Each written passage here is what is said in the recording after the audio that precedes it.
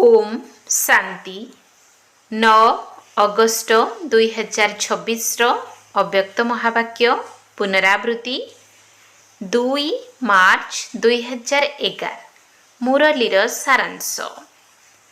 Master सर्वशक्तिवान स्वमानर आसन उपरे रही परस्पर को उमंग उत्साह देई सहयोगी होई व्यर्थ संकल्प रूपक अरख फूल को अर्पण करी प्रथम नंबर पुरस्कार निय। मास्टर सर्वशक्तिवान स्वमानर आसन उपरे रही परस्पर को उमंग उत्साह देई सहयोगी होई व्यर्थ संकल्प रूपक अरख फूल को अर्पण करी प्रथम नंबर पुरस्कार निय। आजी तुमे समस्ते एवं तुम सहित चारिआडर सबु पिला अमृत बेला ठारू एबे पर्यंत निजर प्रेम एवं खुशीर स्नेह भरा अभिनंदन देई चलिछंती। तेणु बाबा मध्य तुम समस्त सिकिलधे संतान मानकु एही जयंतीर अभिनंदन देबा पाई आसिछंती। प्रत्येक संतान बाबांको पाई अति प्रिय अटे एवं हृदयर गेल्हा संतान अटे। तेणु बाप दादा निजर बाहुर माला द्वारा तुम समस्त को अभिनंदन देउछंती। बाप दादा देखुछंती तुमे माने तो सम्मुखरे बसी अभिनंदन देउछ मध्य एवं नेउछ मध्य, किंतु चारिआडर पिला माने अनेक स्थान रे बसी अभिनंदन देउछंती एवं बाबा मध्य देश विदेश सबु आडर पिला मानकु अति स्नेह पूर्वक अभिनंदन देउछंती। बाप दादा देखुछंती प्रत्येक संतान निजर खुशीबासिया चेहरा रे स्नेहर सागरर लहड़ी रे खेलुछि। बाबा को खुशी लागुछि जे बाबा एका एका आसुनाहांती, पिला मानको साथी रे ही आसुछंती। काहींकिना बाबा यज्ञ रचना पाई ही आसुछंती। तेबे यज्ञ रे केउ माने थांती? ब्राह्मण माने। सेथिपाई बाबा एकुटिया आसी नाहंती, पिला मानको साथी रे आसिछंती। ओ काहींकिना एही जयंतीटी सबु जयंती ठारू विचित्र अटे। सारा कल्प भितरे एहा एकमात्र जयंती अटे जेउथिरे पितांकर एवं संतान मानकर जन्म एका साथी रे हेउछि। सेथिपाई एही जयंती को हीरातुल्य जयंती कुहाଯାଉଛି। बाबा मध्य आदिरत्न पिला माननको विशेष अभिनंदन देउछंती। तेणु तुमे माने आज अभिनंदन देबा पाई आसीछ ना नेबाकु मध्य आसीछ? बाबा तो कही देइछंती साथी होई रहिबो, साथी होई उड़ीबो, साथी होई आसीबो एवं ब्राह्मण बाबांको साथी रे राज्य करिबो। साथी रे रहिबार प्रतिश्रुति देइछंती। तुमे माने मध्य कोन कहूछ? जेउठी बाबा थिबे आमे मध्य साथी रे थिबु। एहा हेउछि पिला मानकर बाबांको सहित एवं बाबांकर पिला मानक सहित प्रतिज्ञा। शरीर द्वारा जेउठी भी रही थांतु ना काहेकि, किंतु दिल भितरे सर्वदा बाबा साथी रे अछंती। सेथिपाई बाबांकु दिलाराम कहा जाउछि। एठारे मध्य दिलवाला बा दिलवाड़ा मंदिर स्मारकी रूपरे रहिछि। तेबे समस्तंकर दिल भितरे साथी रे दिलाराम अछंती ना, एवं बाबा सर्वदा पिला मानकु कहुछंती केबे भी एकुटिया हुओ नाही। सर्वदा साथी रे रहुछु एवं निश्चित रहिबु। एकुटिया हेबा द्वारा माया मध्य सुजोग नै जाउछि एवं बाबांको साथी रे थिले स्वयं लाइट हाउस साथी रे अछंती। तांको सम्मुखरे माया दूररु ही फेरी जाए, पाखकु आसी परिबो नाही। सेथिपाई पिला मानकर बाबांको सहित एवं बाबांकर पिला मानकर सर्वदा साथी रे रहिबार प्रतिज्ञा रहिछि। तुम मानकर मध्य प्रतिज्ञा रहिछि ना, साथी रे अछु, साथी रे रहिबु। साथी रे रहिबाकु भल लागुछि ना? जदि चाहुछ तेबे हाथ उठाओ। बाप दादा देखुछंती प्रत्येक संतान अमृत बेलारे बाबांको सहित बहुत दिलर सहित वार्तालाप करुछंती। एमिति तो अन्य केते बेले समय मिलु नाही। किंतु अमृत बेलारे प्रत्येक पिला बहुत मीठा मीठा दिल कथा शुणाउछंती एवं बाबा मध्य प्रत्येक संतानर दिल कथा शुणी सबु कथार उत्तर मध्य देउछंती। समस्तंकु गोटिए कथार बहुत खुशी रही जे आमे जदि दिल सहित मेरा बाबा कहूछु तेबे बाबा हाजिर हो जाउछंती। हजूर बाबा हाजिर हो जाउछंती। एथिरे केवल दिल कथा रही आउ किछि करिवार आवश्यकता नाही। जदि दिल रे कहिलो मेरा बाबा तेबे हजूर हाजिर हो जिवे। तेबे आजी चारिआडू बाप दादांकर कानरे मीठा मीठा गीत सुना जाउथिला। जानिछ केउ गीत? मेरा बाबा, प्यारा बाबा, मीठा बाबा। एवं बाप दादा मध्य पिला मानकर स्नेहरे समाहित होई जाइथिले एवं एबे मध्य अछंती। एबे बाप दादा तुम मानकर दिव्य कर्तव्य को देखि कहउछंती जे तुम मानकर भक्त माने मध्य कम बुद्धि वाला नुहंती।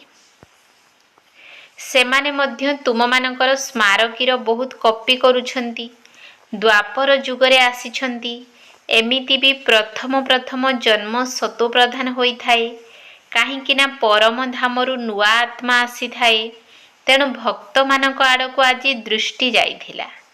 तेबे सेमाने बहुत जुक्तियुक्त भावरे कॉपी करिछंती काहींकि ना तुम मानकर आरंभ समयर विशेष भक्त माने जेउ भली कर्म तुमे माने वास्तविक रूपरे करिछ ठीक सही परी सेमाने स्मारकी तैयारी करिबारे बहुत भल कॉपी करुछंती।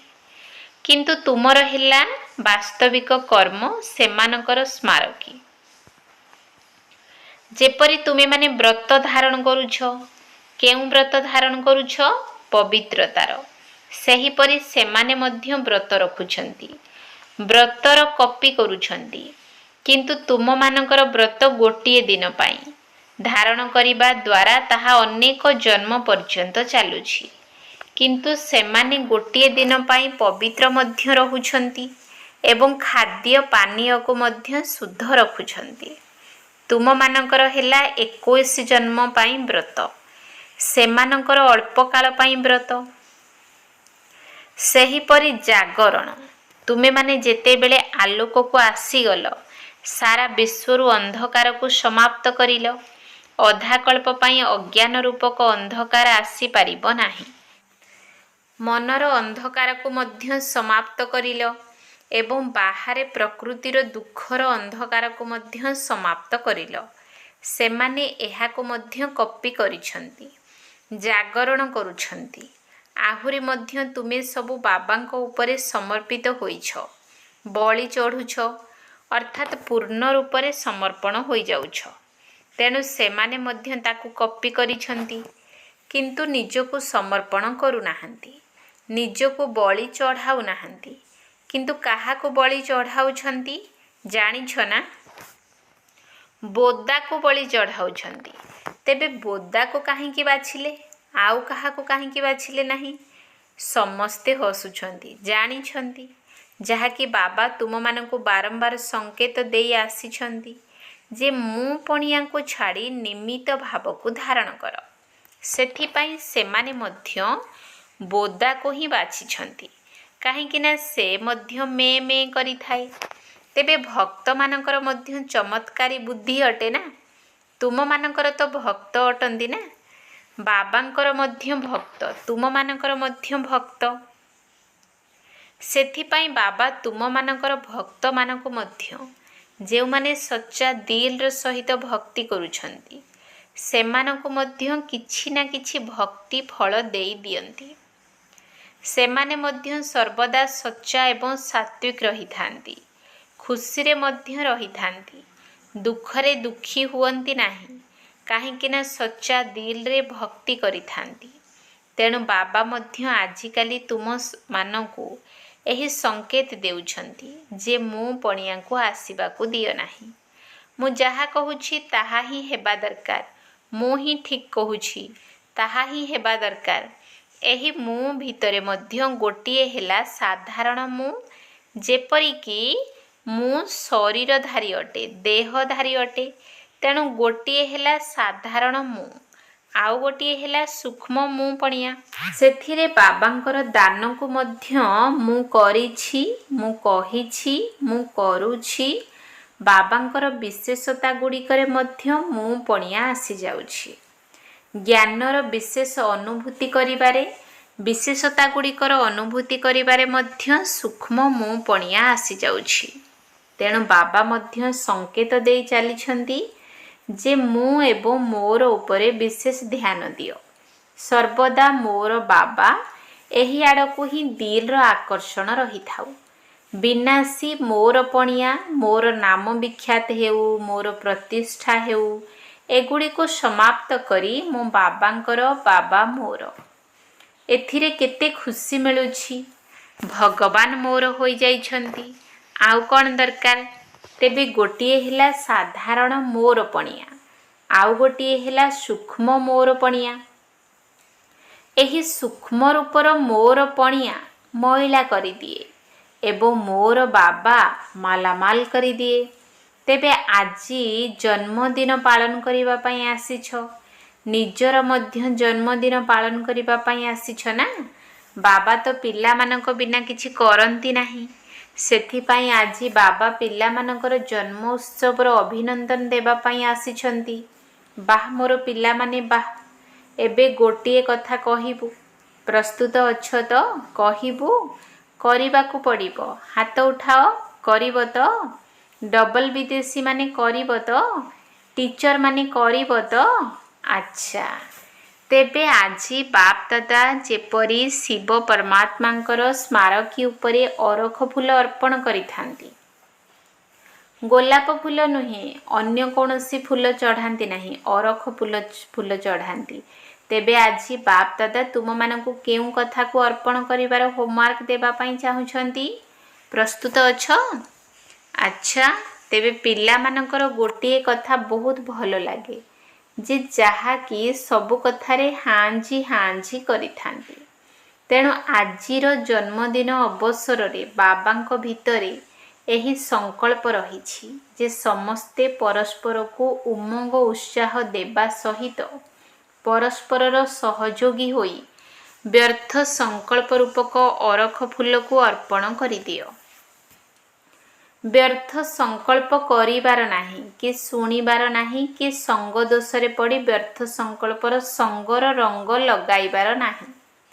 କାହିଁକି ନା ବ୍ୟର୍ଥ ସଂକଳ୍ପ ଯେଉଁଠାରେ ଥିବ ସେଠାରେ ଯୋଗର ସଂକଳ୍ପ, ଜ୍ଞାନର ମଧୁର ବାଣୀ, ଯାହାକୁ ମୁରଲୀ କହୁଛ, ସେହି ସବୁ ଶୁଦ୍ଧ ସଂକଳ୍ପ ଗୁଡ଼ିକ ସ୍ମୃତିରେ ରହିବ ନାହିଁ। ଯଦିଓ ମୁରଲୀକୁ ଶୁଣୁଛ ଏବଂ ପଢ଼ୁଛ ମଧ୍ୟ ତାହା ତ ଆବଶ୍ୟକ ଅଟେ, ବ୍ରାହ୍ମଣମାନଙ୍କର ଏହା ନିୟମ ଅଟେ, କିନ୍ତୁ ତାହା କେବଳ ଶୁଣିବାରେ ହିଁ ସୀମିତ ରହିବ। ମନ ଭିତରେ ମନନ ହେବ ନାହିଁ। ଭାବିବ, କହିବ, ଆଜିର ମୁରଲୀ ବହୁତ ଭଲ ଥିଲା, ଭାବୁଛି ବାବା କ'ଣ କହିଥିଲେ, ବରଦାନ ମଧ୍ୟ ବହୁତ ଭଲ ଥିଲା, କିନ୍ତୁ ମନେ ପଡ଼ିବ? ବ୍ୟର୍ଥ ସଂକଳ୍ପ ମନ ବୁଦ୍ଧିକୁ ନିଜ ଆଡ଼କୁ ଆକର୍ଷିତ କରିଥାଏ। ତୁମେ ଜାଣିଛ ପିଲାମାନେ ବାବାଙ୍କୁ କ'ଣ ସବୁ କହୁଛନ୍ତି? ବାବା, ଭଲ ଭଲ ସମାଚାର ତ ଶୁଣିବା ଦରକାର ନା। ଯଦିଓ ସବୁ କଥାରେ ଜ୍ଞାନ ରହିବା ଦରକାର, କିନ୍ତୁ ବ୍ୟର୍ଥ କଥା ଗୁଡ଼ିକ ଉଚ୍ଚ ପଦ ପ୍ରାପ୍ତି କରିବାରେ ବହୁତ କ୍ଷତି କରିଥାଏ। ତେବେ କ'ଣ ତୁମେମାନେ ବ୍ୟର୍ଥ ସଂକଳ୍ପକୁ ଅର୍ପଣ କରିବା ପାଇଁ ବାବାଙ୍କ ସହିତ ପ୍ରତିଜ୍ଞା କରୁଛ ତ? ତୁମେ କହିବ ଆମେ ତ ଚାହୁଁନାହୁଁ, କିନ୍ତୁ ସେ ଆସିଯାଉଛି, ନ ଚାହିଁଲେ ମଧ୍ୟ ଆସିଯାଉଛି। ତେବେ ବାବାଙ୍କୁ ଦୃଢ଼ ସଂକଳ୍ପର ସହିତ ଦେଇଦେଲେ। ପ୍ରଥମେ ତୁମକୁ ଦେବା ଜଣାଅଛି ତ? ବାବା ଦେଇଦେଲେ। ଦେଇଥିବା ଜିନିଷ ଯଦି ତୁମ ପାଖକୁ ଫେରି ଆସିବ, ତେବେ କ'ଣ ତୁମେ ତାକୁ ରଖିବ ନା ଫେରାଇ ଦେବ? ଯଦି ଦେଇ ସାରିଥିବା ଜିନିଷକୁ ପୁଣି ନିଜ ପାଖରେ ରଖୁଛ, ତେବେ ତୁମକୁ କ'ଣ କୁହାଯିବ? ତେଣୁ ବାବାଙ୍କୁ ଥରେ ମାତ୍ର ନିଜର ରୁଚି ଅନୁସାରେ ଏବଂ ଦୃଢ଼ତାର ସହିତ ଦେଇଦିଅ ଏବଂ ଚେକ୍ କର, ବାରମ୍ବାର ଦେଇଥିବା ଜିନିଷ ମୋ ପାଖକୁ ଫେରି ଆସୁନାହିଁ ତ?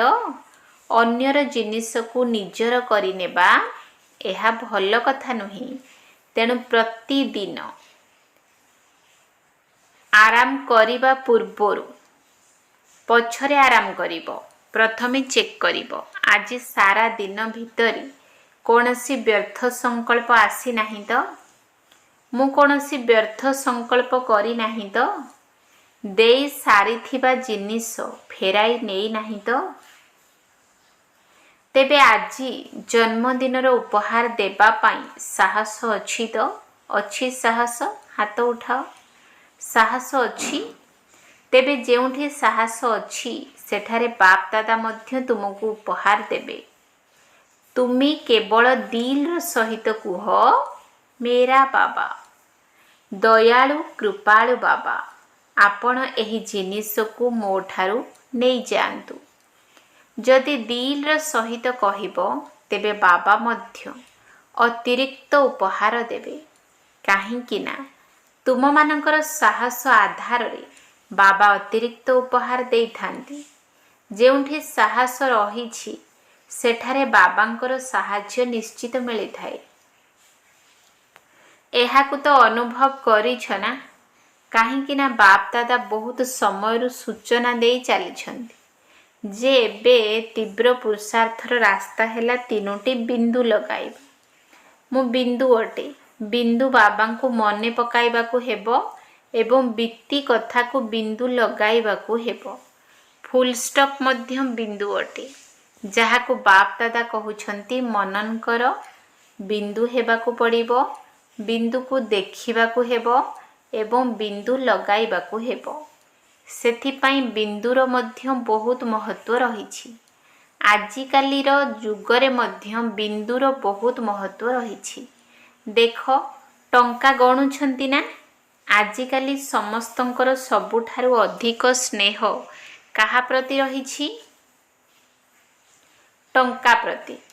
ତେବେ ଟଙ୍କା ବଢ଼ିଥାଏ କିପରି? ବିନ୍ଦୁ ଲଗାଇ ଚାଲ। 10ରେ ବିନ୍ଦୁ ଲଗାଅ, 100 ହୋଇଯିବ। ଆଉ ଗୋଟିଏ ବିନ୍ଦୁ ଲଗାଇଲେ 1000 ହୋଇଯିବ। ତେଣୁ ବିନ୍ଦୁର ମହତ୍ତ୍ୱ ରହିଛି। କିନ୍ତୁ ଅସଲି ବିନ୍ଦୁଟି କ'ଣ ତାକୁ ଭୁଲିଗଲେଣି? ତେବେ ଆଜି ବାବାଙ୍କୁ ଜନ୍ମଦିନର ଉପହାର ଦେଲ ତ?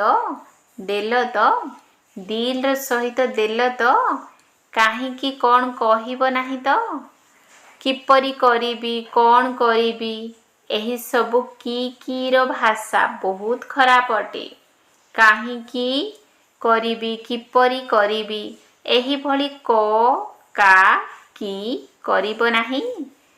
ତେବେ ଉପହାର ଦେବା ପାଇଁ ଖୁସି ଖୁସିରେ ହାତ ଉଠାଇଛ ନା ସଂଗଠନ ଭିତରେ ବାଧ୍ୟ ହୋଇ ହାତ ଉଠାଇଛ? କାହିଁକି ନା ବାଧ୍ୟତାମୂଳକ ଭାବରେ କରୁଥିବା ଆତ୍ମା ସବୁବେଳେ କରିପାରିବ ନାହିଁ, କେବେ କେବେ କରିବ। ଯିଏ ଦିଲ୍ର ସହିତ କରିବ, ମୋତେ କରିବାକୁ ହିଁ ହେବ, ହେବାକୁ ହିଁ ପଡ଼ିବ। ଉପହାର ତ ଦେଇଦେଲ, ତେଣୁ ଦେବାକୁ ହିଁ ପଡ଼ିବ। ଏହିଭଳି ଯଦି ଖୁସି ଖୁସିରେ ସଂକଳ୍ପ କରିବ ତେବେ ତୁମ ଭଳି ସର୍ବଶକ୍ତିବାନ ପିତାଙ୍କର ସନ୍ତାନ ମାଷ୍ଟର ସର୍ବଶକ୍ତିବାନ ଆତ୍ମା ପାଇଁ ଏହା କ'ଣ ବଡ଼ କଥା? ମାଷ୍ଟର ସର୍ବଶକ୍ତିବାନର ସ୍ଥିତିର ଆସନ ଉପରେ ସର୍ବଦା ସ୍ଥିତ ରହିଥିବ। ଭୁଲିଯିବ ନାହିଁ। ଏହା ତୁମର ସ୍ୱମାନ ଅଟେ। ନିଜର ସ୍ୱମାନକୁ ଛାଡ଼ିବା କଥା ନୁହେଁ। ଲୋକମାନେ ସ୍ୱମାନ ପାଇଁ ଲଢ଼େଇ କରୁଛନ୍ତି। ତେଣୁ ଆଜି ବାବାଙ୍କ ଭିତରେ ସ୍ନେହ ଉତ୍ପନ୍ନ ହେଲା ଯେ ଛୋଟିଆ ଛୋଟିଆ କଥାରେ ନିଜର ସ୍ୱମାନକୁ, ପରମାତ୍ମା ଦ୍ୱାରା ମିଳିଥିବା ସ୍ୱମାନକୁ ଭୁଲି ଯାଉଛ। ଲୋକମାନଙ୍କ ଦ୍ୱାରା ମିଳିଥିବା ସ୍ୱମାନରେ ମଧ୍ୟ କେତେ ନିଶା ରହୁଛି। ଏହା ତ ପରମାତ୍ମାଙ୍କ ଦ୍ୱାରା ତୁମମାନଙ୍କୁ ମାଷ୍ଟର ସର୍ବଶକ୍ତିମାନର ସ୍ୱମାନ ରହିଛି। ଏହା ଆଧାରରେ ଯାହା ଚାହିଁବ ତାହା କରିପାରିବ। କ'ଣ ସାହସ ଅଛି ତ? ମୁଣ୍ଡ ହଲାଅ, ହାତ ହଲାଅ ନାହିଁ, ମୁଣ୍ଡ ହଲାଅ। ସାହସ ଅଛି? ଟିଚର ମାନେ ସାହସ ଅଛି? ତୁମମାନଙ୍କୁ କରିବାକୁ ପଡ଼ିବ, ଧ୍ୟାନ ଦେବାକୁ ପଡ଼ିବ।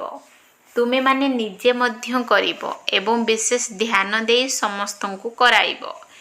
ନିମିତ୍ତ ଅଟ।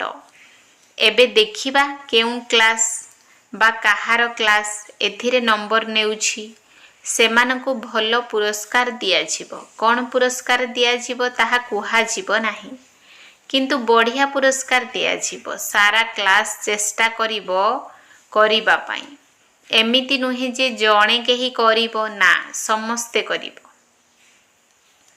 तेबे आजी बाप दादांकु प्रत्येक पिलांक प्रति स्नेह आसुछि जे समस्ते नंबर 1 रे आसी जांतु, द्वितीय नंबर रे नुहे। जदिउ प्रथम राजगादी उपरे बसिब नाही, कारण सिंहासन उपरे 2 जण ही बसिबे, किंतु प्रथम राजधानी रे प्रथम राज परिवार भितरे आस। जदिओ द्वितीय नंबर होई गला, किंतु राज्य करिबा पाई बा राज्य अधिकारी हेबा पाई प्रथम राज्य रे आसी जाओ। तेबे बाप दादांकर पिला मानक प्रति एही स्नेह रहिछि जे प्रत्येक संतान कौनसी ना कौनसी विशेषतारे नंबर 1 हुअन्तु।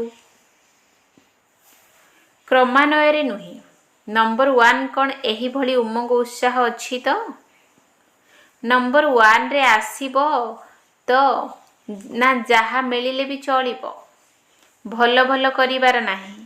बाबांकर आशा रहिछि जे प्रत्येक संतान कौनसी ना कौनसी चमत्कारी करिवारे नंबर 1 हुअन्तु।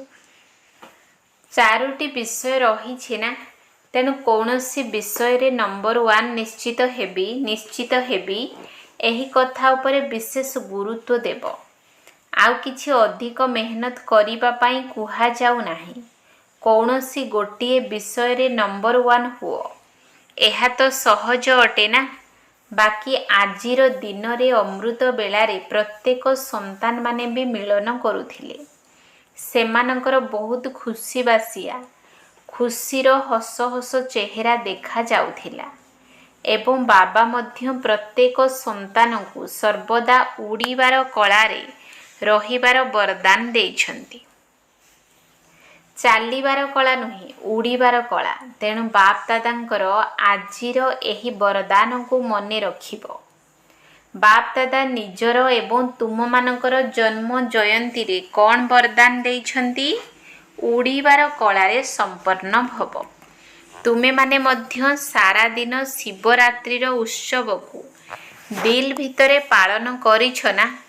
तेबे समस्ते भलो अट, भलो होई रहिबो एवं भलरु भल राज्य पद प्राप्त करिबो। समस्ते भलो अट ना? बाबा तो भलो को ही देखुछन्ति। अच्छा, चारिआडर चाहे सम्मुखरे बसिछन्ति चाहे निज निज स्थान रे बसी मिलन करुछन्ति, समस्तंकु देखि बाप दादा मध्य हर्षित हेउछन्ति एवं पिला माने मध्य बाबांकर मिलन को देखि खुशी हेउछन्ति। किंतु आजिर संकल्प रख, सदा खुशी, केबे केबे वाला खुशी नुहे, सदा खुशी। जे भी तुमर चेहरा को देखु अनुभव करू जे ये बहुत भाग्यवान आत्मा भली देखा जाउछन्ति। तुम मानकर चाली चलनरु एवं चेहरारु तुमर भाग्य देखा जाऊ।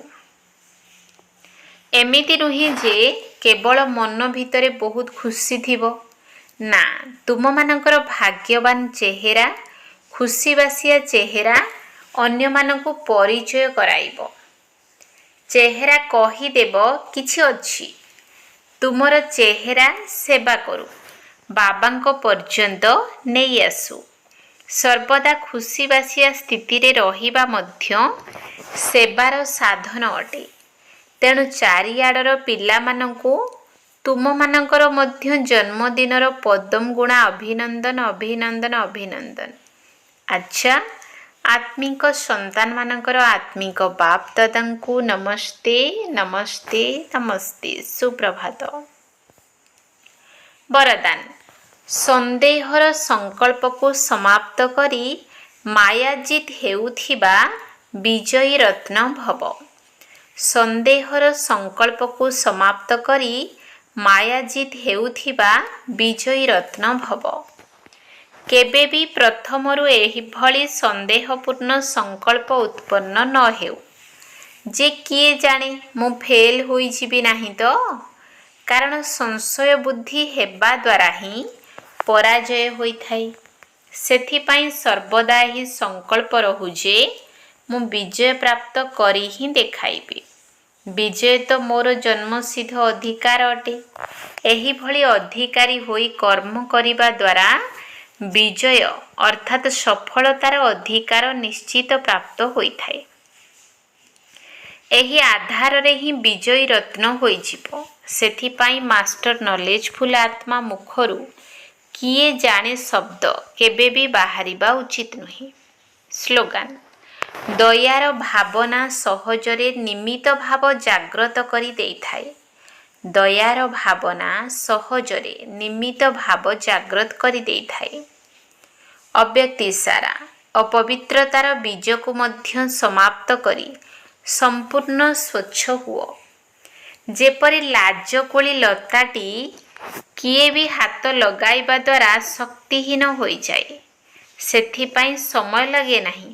ସେହିପରି ତୁମେମାନେ ଗୋଟିଏ ସେକେଣ୍ଡର ଶୁଦ୍ଧ ସଂକଳ୍ପର ଶକ୍ତି ଦ୍ୱାରା ମାୟାକୁ ଲାଜକୁଳି ଲତା ଭଳି ମୂର୍ଚ୍ଛିତ କରିଦିଅ।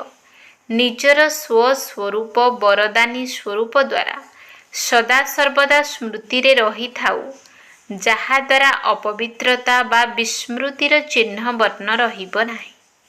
ଓମ୍ ଶାନ୍ତି।